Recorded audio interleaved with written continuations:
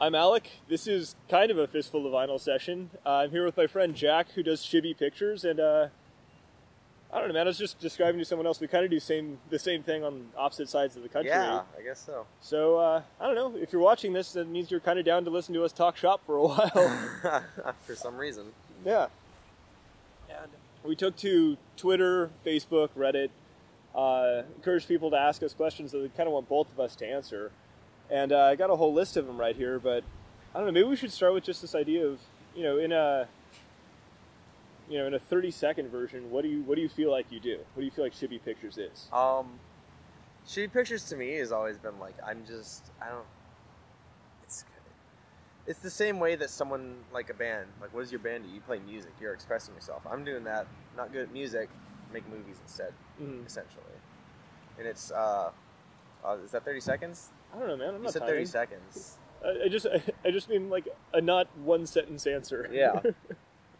Do you feel like you have a mission behind it? Like, is there some like grander thing that you're working towards? I do. Trying to so accomplish? I guess we'll get kind of serious right out of the gate then. But I watch movies and I listen to music to not feel alone, to feel like someone's with me, someone's talking with me through a problem or whatever.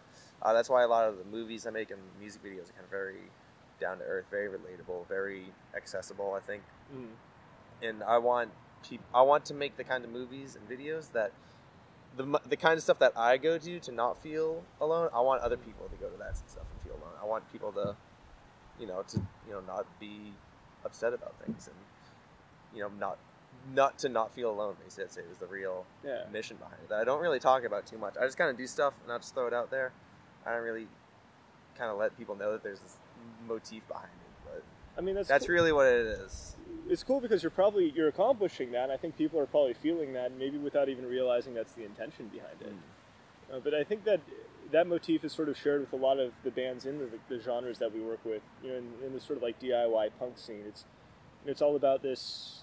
It's okay to be upset, but you also need to know that you're supported, and that's like, that's part of what makes the DIY culture so amazing. Is just like, these aren't bands that are trying to compete with each other. Our channels aren't trying to compete with each other. Ideally, we want to be uplifting each other because we're, both in love with doing the same thing. Yeah, I don't know. I guess I should probably answer questions too, right? So, okay, yeah, Fistful of Vinyl is damn, this is harder than I thought. I'm so much better at asking questions. You should have thought. I didn't. I thought this is a good question. Is the question a surprise to you? You had it on your phone. First of all, this one isn't on my phone. Second of all, I'm much better at asking questions than answering questions. Same. A Fistful of Vinyl, I would say, is like a DIY project that kind of started as like a radio DJ thing and has since kind of branched out into this whole YouTube space where our kind of mission is finding music that deserves more attention than it's getting, or doesn't have like a sufficient enough platform to uplift itself. So that's where we come in. We kind of build the platform that's known for that, and the bands that come through have the ability to sort of allow their music to be seen on that larger platform and in that context. So for the bigger bands that we've gotten, like Titus Andronicus, Andrew Jackson Giott, or AJJ now, we had him back then, filming Anti-Flag in a little bit. Like, for the bigger bands, it's cool because we get to work with people that are kind of our heroes. Anti-Flag was one of the first punk bands I listened to. Like Titus Andronicus, their music is anthemic to me. And by filming them, we get to take some of these smaller bands like Bat Country, like Bobby's Ore, and have them sort of capitalize on like the same amount of attention. And yeah, I like your answer better. Like not making people feel alone. Like I feel like mine was so like clinical. No, it's fine. But no, it's cool. So pulled some questions that ideally are discussion points. But let's see. In what way do you feel you're part of the music/folk punk scene? What do you try to do, goals, and what kind of other groups/initiatives have you been working in the past? With whom would you like to cooperate in the near distant future? That's from Narfi1312. Well, that was a lot of parts. That was a lot of parts. I feel like we've already covered some of it. Like we covered the goals part. And I feel like that kind of also speaks to our role within the music scene. Do you feel like you're a part of the folk punk music scene, or do you feel like it's just kind of one of the areas in which you're involved? I'd say, I guess, kind of accidentally. I like making stuff and stuff. I've always really considered myself more of a narrative filmmaker, but not everyone's an actor. I got more friends that are in bands than are than can act on a camera. Really, that's really what it came down to. Yeah. I know I really built a reputation for myself with the music videos, but the fact that that's just kind of a happy accident. I just fell into that hole of, helping. It just turned out that all my friends were part of that same community that we're making videos for. Yeah, I don't think. I mean, it's definitely accidental, but it seems kind of serendipitous in the long run. There's kind of similar to my experience. Like, I started doing the thing that we do now because I felt like I was kind of surprised nobody was doing it beforehand, or at least with like that specific mission in mind. But I don't know, there were definitely like channels that either like inspired me or at least helped me be kind of more aware that creating videos like this is actually more accessible than you would think it is. Oh yeah. Like you look at a music video and you think like, man, that's an incomprehensible amount of production. There's probably a crew behind it and a director and everything. And really, like, at least it's just like a person with a camera and a microphone. Yeah, definitely. I've had people be like surprised by how little equipment I use. I really just use like my Canon 70 and a microphone, sometimes lights depending on where it is. People think it's like this whole like big production thing. It's literally just me with a camera and like whoever's around to hold a microphone and stuff. Yeah, exactly. And well, that's kind of where the beauty of the DIY scene comes in, is that like the people who get involved, like they know they're not doing it for the money. Like so there's no worries about that. It's just it has to be people who are passionate about the project too, or kind of share that same belief that this is the thing that should exist. So how did you come to work with some of the bands that you've done? Let's see, I think the first one of yours that I saw was Benny the Jet Rodriguez, which is cool because I went to high school with Lauren, and they were one of the first bands that I brought on. Did Mischief Brew, did a couple with Days and Days, and Leftover Crack, I know, is another one of your big ones. How did you kind of come in contact with these bands? How did you kind of like find a way to work with them or a context to work with them? Well, Benny J. Rodriguez, it's kind of the one I consider like the first in like a streak of like that kind of helped establish Shibby Pictures' identity early on. If you go back to my channel, there's stuff before that just like completely different, but that kind of got me really in a groove of doing it for bands that come through town and stuff.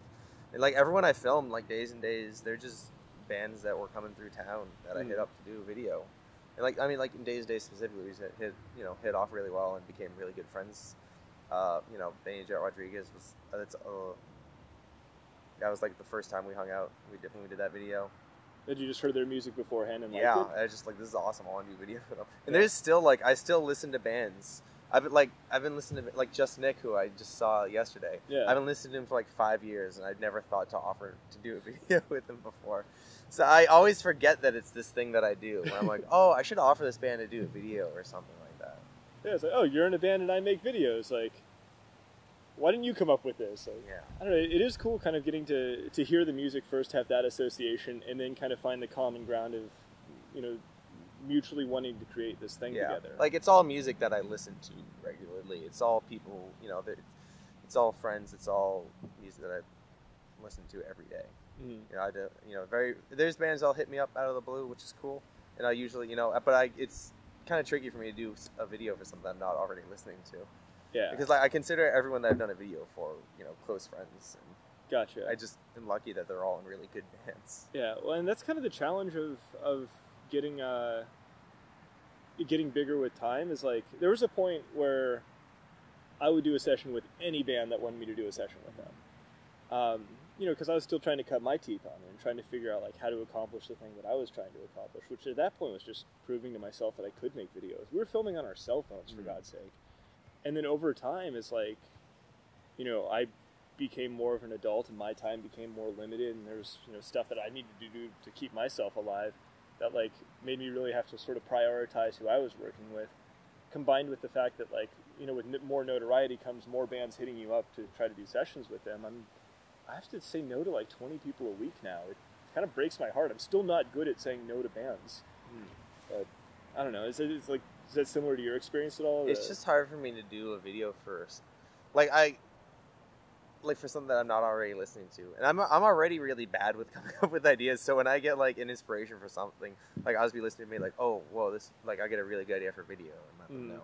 But for the most, and there's like Days and Days, for example, Jesse comes up with amazing ideas, and Whitney too. Like they are both the kind of the ideas behind most of their videos.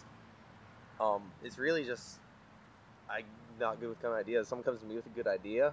I'm kind of picky, but if I like it, I'll be able to pick up and run with it and take it. So you have more of like an executional mind then. Somebody comes to you with like the creative established, and you're like, okay, here's how I think we can pull it off.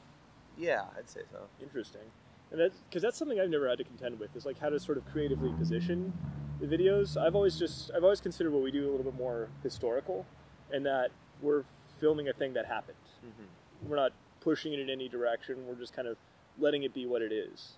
Mistakes are fine, if they play a sour chord or say the wrong word at the wrong time, like that's how it happened, and that's okay. That if anything adds to the sincerity of it.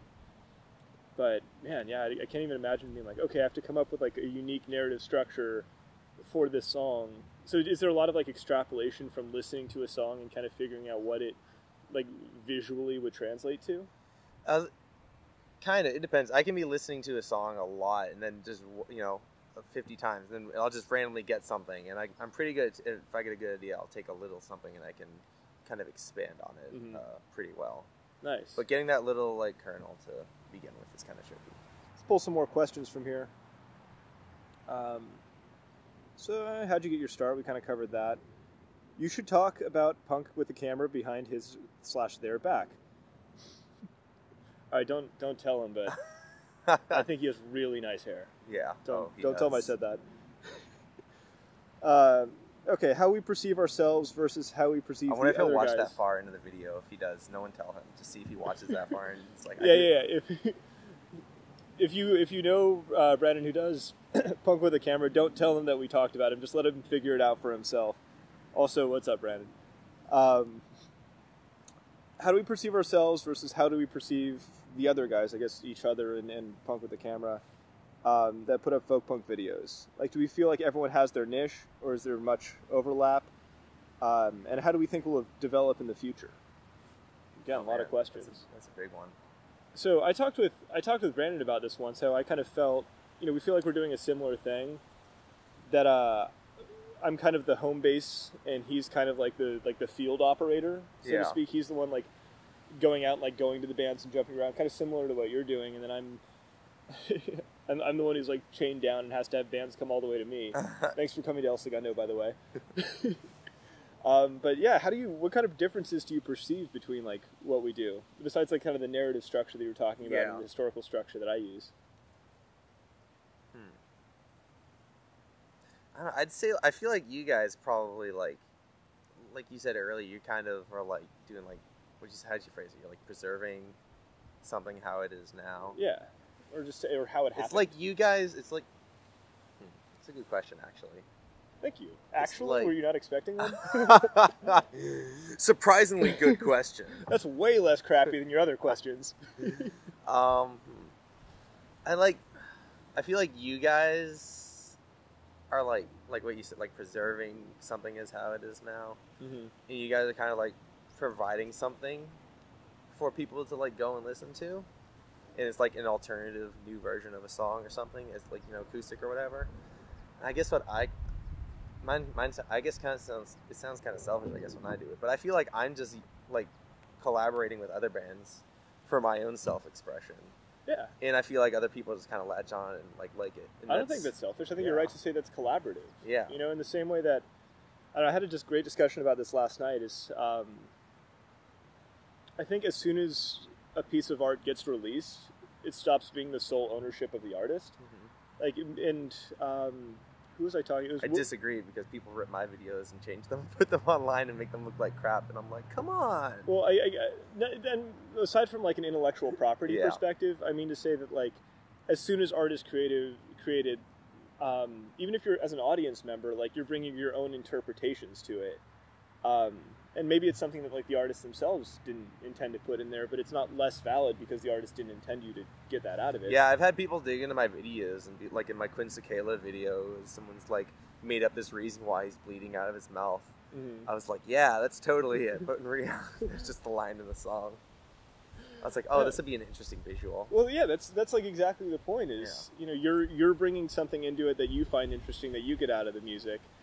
People who watch your videos are getting something out of the music and your visual presentation of it. Especially when something like film, where there's so much going on, we always end up with like a happy accident of like something accidentally representing something, or someone takes it a step further in their interpretation of it. Just unintentional metaphors. Yeah, literally. That's like people ask me that stuff all the time. I'm like, yeah, that's what I was going for. Yeah. I'm that good. I will take credit for that. Thank you. All right. Do you have any memorable experiences as far as like the first time you discovered a band who grew to be one of your favorites? Like, do you remember like the first time you heard Days and Days, or? There's this band called Elephant Jake that I've been listening to all year. I saw them in like June or something in Greensboro, and I was like, I just had like a 12-hour day at work, and so I just was at the show just standing it out, and they opened up by covering the Drake and Josh theme song. I was like, holy shit, this is awesome. And then they just slayed the next 30 minutes. And I went home and bought the record. And it was just an incredible record. But they're not that popular, and I think everyone should listen to them. But they're they're very like modern baseball-esque songwriting, like really good lyrics, pretty like quick and upbeat, and very energetic show. Elephant Jake. Yeah. Nice. Yeah, I'm trying to think back to like some of the bands that I consider like my favorites now, and like the first context in which I listened to them. And this actually kind of touches on something earlier, you know, as far as like where I got the inspiration to start. There was seeing some of these sessions that already existed. One of the ones that most influenced me was I don't know if you've seen like the Pink Couch sessions, on If You Make It. This dude Dave Garwacki put out a ton of those back in the day. I don't think he's done one for a while. But I saw Defiance, Ohio play Hairpool, and I had never heard of Defiance, Ohio. I had never heard of folk punk before I saw that video. And a buddy of mine showed it to me, and that just kind of, like if there's a moment I could attribute to like what started me down this road, or at least my interest within this genre, it would be that. And then of course, like, you know, on that same channel you had AJJ had done a video on there, Jeff Rosenstock had done a video on there, so, you know, kind of the webs, that was like the nucleus of it, and it just kind of webbed out from there. Yeah.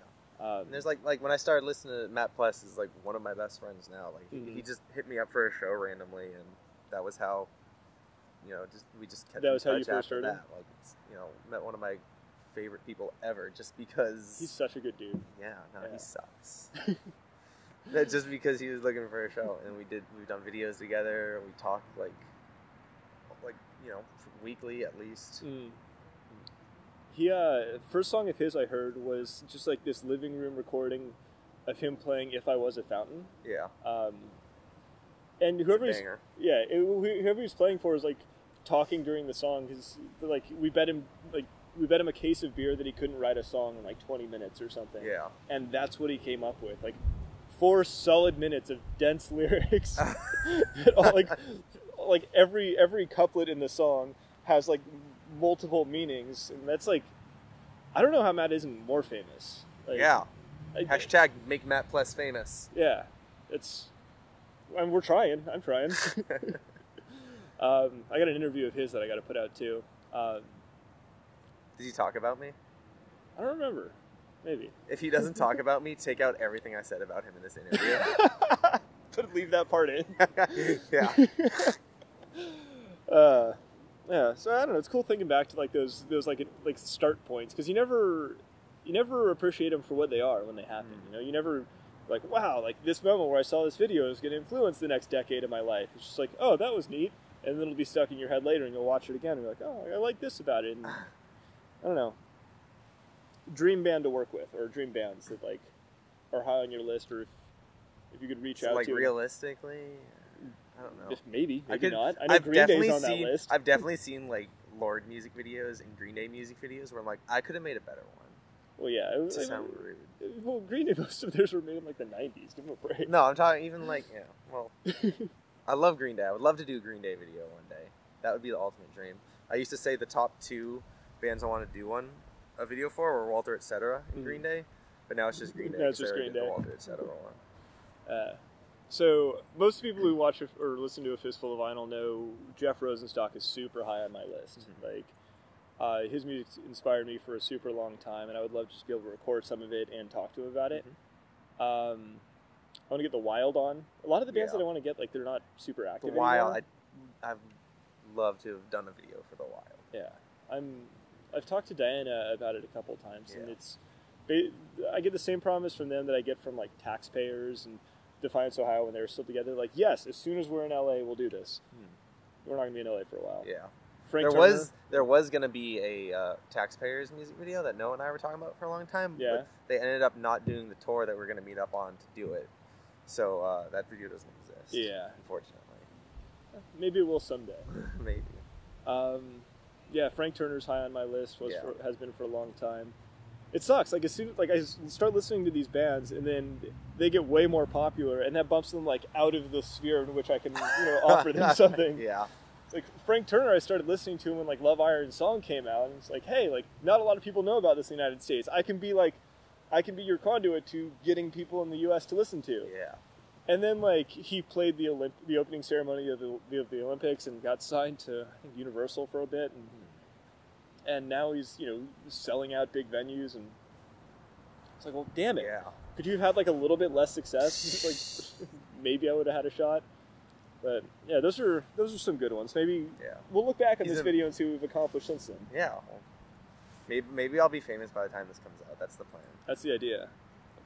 This will be like one of those things they look back on, like, I don't know. If anyone's going to be famous by the time this video comes out, it better be Matt Pless. Hashtag make Matt Pless famous. I think we're both willing to contribute whatever fame we get from this to Matt. Let's see. Why is it called Shibby Pictures? That's an easy one. Yeah. Is it the movie Dude, Where's My Car? Shibby. It's just an interjection they used in that movie, and I thought I was making up a name, and I was like, I need something really cute and not pretentious sounding, and if it's from a stupid movie like that, no one will take it seriously, and I don't want anyone to take it too seriously. Okay, so it kind of sets the tone. Yeah, it doesn't sound pretentious, basically. It sounds kind of cute and friendly. That's cool. Yeah, that was always my interpretation. It was just like Shibby. Like, I know what that's from. Yeah. Fistful of Vinyl. I grew up watching westerns. My dad and I watched pretty much every western. So that's where A Fistful of came from. And then I think I was like with a group of friends, and we had like a long conversation or several conversations about how I was the least hipster out of all of them. So the vinyl thing I kind of added to be like sort of my prod at hipsters. And then like not long after that I got really into vinyl, and the sarcasm became sincerity, and yeah. So I don't know. Yeah, cool. Easy question. That was a softball. More holistically, is there anything with Shibby Pictures that like you'd like to do long term that you haven't been able to do yet? Working on another feature. Yeah. That's kind of a secret right now, though. Okay. All right. But it's going to be starring Matt Pless. Yeah? Yeah, hopefully. Cool. We'll see. Yeah, I want to shoot... That's once this Baseball Punks documentary comes out, the next step is going to be figure out what the next big project is. And then, like, music videos, I'm just always doing music videos. Like, I got a Bobby Zora music video coming up. There's another Days and Days one that I'm still editing. So, the music videos I'm just kind of slowly always... What's your timeline like in creating your videos? From, like, we're shooting a music video today to our music videos come out? It really just kind of depends what's going on in my life. Like the Days and Days one we shot back in, like, I think it was like Halloween or something, and it's mid-January now. But I've just been really busy since then, so whenever I get around to it, really. Like the Walter Etc. one, I had a lot more free time, so that one was like we shot it, and then the next day I basically had like a rough cut. Oh yeah. I showed Dustin. Nice. Yeah. It's always kind of funny listening to like, and I know it's traditionally considered like the garbage planet of the internet, but YouTube comments. Yeah. Which I'm grateful that I think my videos tend to have really good YouTube comments where people are thoughtful and empathetic and all that, and there aren't that many slurs. Which is the best you can hope for, is not that many slurs. But every once in a while I'll get somebody going like, yo, where's this music video? Like, you filmed this so long ago, where's the next one? I'm like, dude, I'm like trying to make money to stay alive. Like, sorry, I like went on a trip with my parents for a week. How like, dare you? Yeah. So I try to hit weekly releases, accepting that maybe I'll get that, 80 or 90% of the I'd say time. it comes out to about, I do maybe a video every 3 weeks to a month-ish. Yeah. Yeah. Well, ours, especially with this kind of like new colorful format that we have set up, where we have like the intro sequence and then like, whatever song from the session and then the end card and the B-roll. Creating that sort of format for it is, I mean, granted there's a lot of work that goes into creating each of those, but it creates sort of like an infrastructure in which like the rest of the videos from the session can come out. Mm-hmm. So a lot of times I'm slow to make that first video because that's like half a day of just, nose down editing. But then after that, it's, if I try to find like 3-4 hours during the week to just kind of sit down and release something and coordinate it. And that's like the hard part, is just figuring out like when the right time to release is and getting the band on board so they can promote it at the same time. Because I don't know about you, but we don't pay for any promotion or anything. Yeah. We don't have any like sponsored posts. Yeah, no, we need it. Which is hard. Actually, well, I tried to, and I got banned from doing it because I used a fake PayPal account, so now I really can't. Oops. I have to use someone else's PayPal account if I try to do that. Yeah, I can't afford to put enough in to make a difference, so it's just organic traffic is the best we can hope for. Let's see. Oh yeah, so going back to like what we'd like to pursue. So you've got another feature and doing more features. Hopefully, sounds I don't like know. No one in the future hold me to that. I might get a better idea or something. I don't know. Yeah, for now, we can always course I'm about correct to do a later. whole lot of writing, so maybe more short films. I really don't know. Okay. This documentary's been like the focus for a while, so once that gets out, we'll Can I make see a what cameo happens. on one of your short films? Yeah. Just like whoever's familiar with both of our channels enough to get it gets it. So meta. Yeah. Look at us. Don't break our arms patting ourselves on the back here. Let's see. Favorite person to work with? I'm not answering that. Because it's Chris Farron. He is very charming. What are your thoughts / experiences with spirituality or religion in your own life? Oh man. Do we want to talk about that? Change the tracks right there. Yeah, that doesn't have anything to do with what we do. Get out of here. No.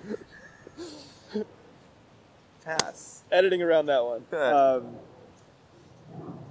What are some hobbies and passions that you have that you wouldn't have gathered from watching or listening to your music videos or show? It is my hobby. It's like what I do with my free time. It's what I do. Yeah. I work and I do that. And do you feel... I feel like everything I do in some way relates to it. That's not for my job. So my job is also film making based. So when I'm doing my job, I feel like I'm actually getting better at Shibby Pictures stuff too. So really everything in my life kind of relates to it, I guess. Interesting. Yeah, for me, it's like it's definitely a major part of what I do, and if I'm passionate about one thing, it's like being passionate about a fistful of vinyl. If I'm passionate about one thing, it's a fistful of vinyl. I'm not passionate about being passionate about a fistful of vinyl. In a lot of ways, that pulls me towards it.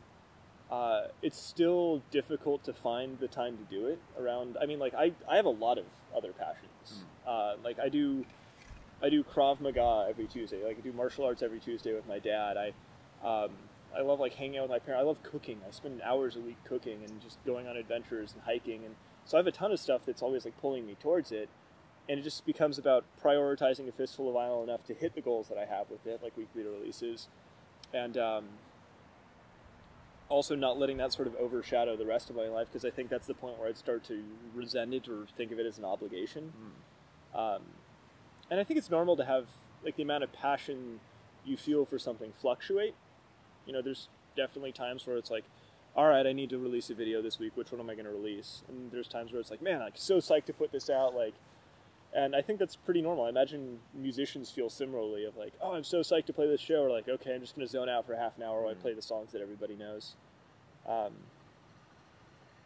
yeah, I don't know. I feel like that answers the question. I guess so. I hope so. All right. Any sage words of advice for those feeling burned out on the punk scene, or even music making as a whole?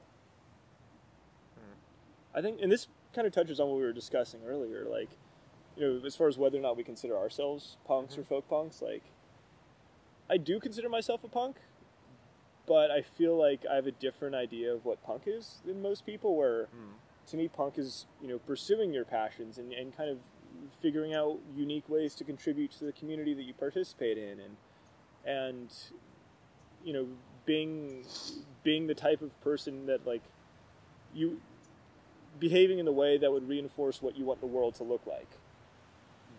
And for me, that's kind of like how we started out with this interview, is like making people not feel alone, like having enough emotional intelligence to understand how other people are feeling, to understand how you're feeling, and be able to sort of like reconcile that.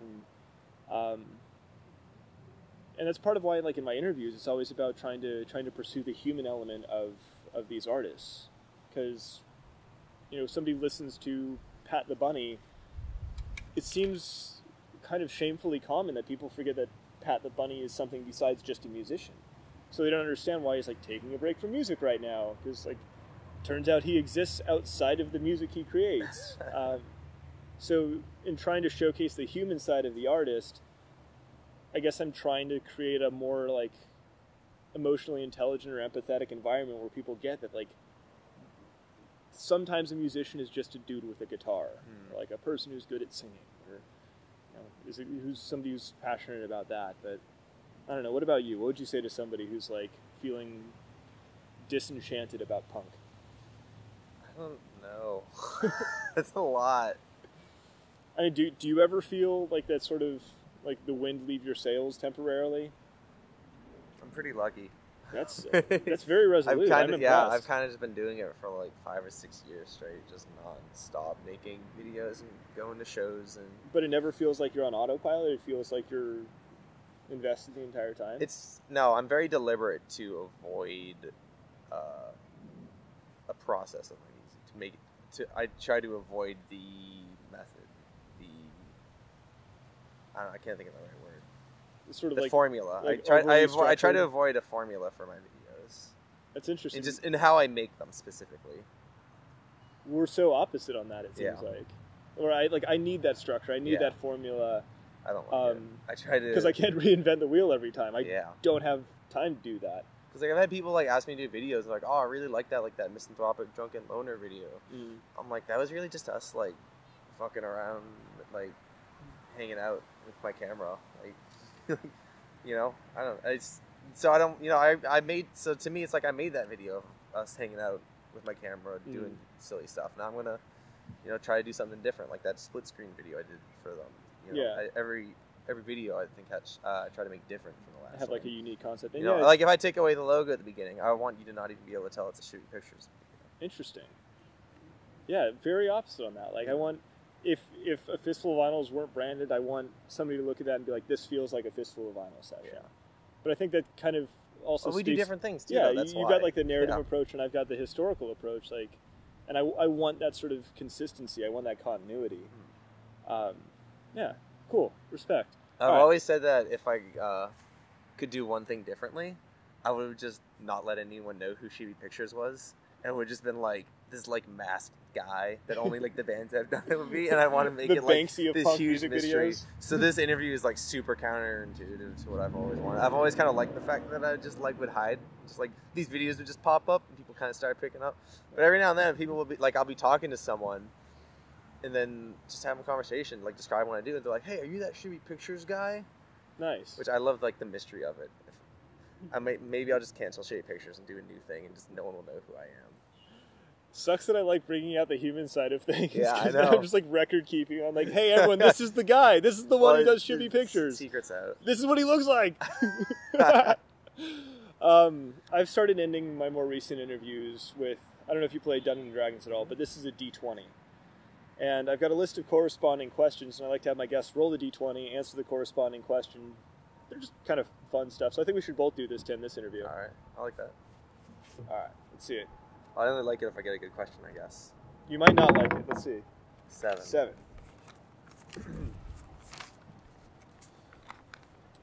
All right. This is... Some of these have alts. So, would you rather answer what's the worst job you've ever had, or what's your favorite meal / recipe? Oh man, this was so simple.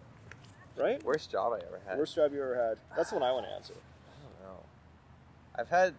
I haven't had a lot of jobs. I worked at a grocery store when I was like 15. Yeah. And then I went to a pet store, and that was an upgrade. Every job I think has just been an upgrade. And then at the pet store, I worked for a minor league baseball team. I've just been getting increasingly better jobs in minor league baseball. So I guess if I was going to say what the worst job that I had was, it'd probably be the first one. The first one? The grocery store. Gotcha. And was there anything particularly terrible about it, or just...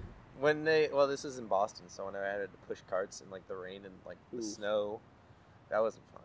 Well, that sounds brutal.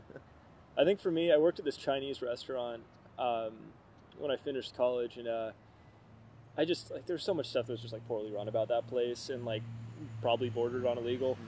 That I liked all the employees there, but I hated how the owners treated them, and for whatever reason, I got like a lot of special treatment. Like everybody had to shave, but I was allowed to have a beard, and it didn't feel right. So when I left, I told everybody in the restaurant about this before I ended, but then I told the owners, and they asked, like, I said, like, hey, like, I need to put in my 2 weeks, like, what are you going to go do? I told them that I was going to go work for my uncle's, deviant asset reacquisition firm out in Nevada. And they're like, oh, what's that? And I basically described, like, what being a bounty hunter is, but, like, played it off like it was a very official thing. Like, yeah, I mean, like, well, I'll carry, like, I don't think I get a gun, but I get, like, a club and mace, and I like try to take suspects alive, and and just laid out this whole thing about it's like kind of dangerous. There's hazard pay, and they bought it, but I could tell they were a bit skeptical. So they went to other people in the restaurant, like, hey, do you know what Alec's doing now? I was at a startup in Hermosa Beach, by the way, but I'd prepped everybody else to be like, oh, he's a bounty hunter. That's awesome. So like several years later, I ended up getting a job here in El Segundo, and like, with a handful of my coworkers, bounced back over to that Chinese restaurant to go and get lunch. And saw some of my old coworkers, and like caught up with them a little bit. And the owner happened to walk in and started asking me questions. And I had totally forgotten about this whole bounty hunting thing. So he was like, oh, what are you doing now? I was like, oh, just like, hanging out with like my coworkers. And like, oh, do they all help you? And like started asking leading questions, and then it all clicked. And I was like, oh, yeah, like, so this is, like, our account, and this is the person who does, like, the processing. And I had to explain to all my coworkers after the fact, like, why did you lie about what we do? It's like, it's part of the whole thing. Don't worry. Yeah. So that's the worst job I ever had. But, yeah, I don't know. I'm from Los Angeles, so I'm cold, and I think we should go back inside. So this has been an awesome interview. Thanks for doing this with me. Also, props on being an Eagle Scout. And, yeah, cool. It was fun, man. To tell people how to find your stuff, for whatever reason they don't know. I got social media, so I got Instagram, Twitter, it's just at Shibby Pictures, YouTube channel, Shibby Pictures, ShibbyPictures.com. Type in Shibby Pictures on Facebook, you'll find Shibby Pictures. Okay. That's where I'm at. Alec, don't forget to put this stuff in the description. That'll be helpful later. All right, thanks everyone for watching.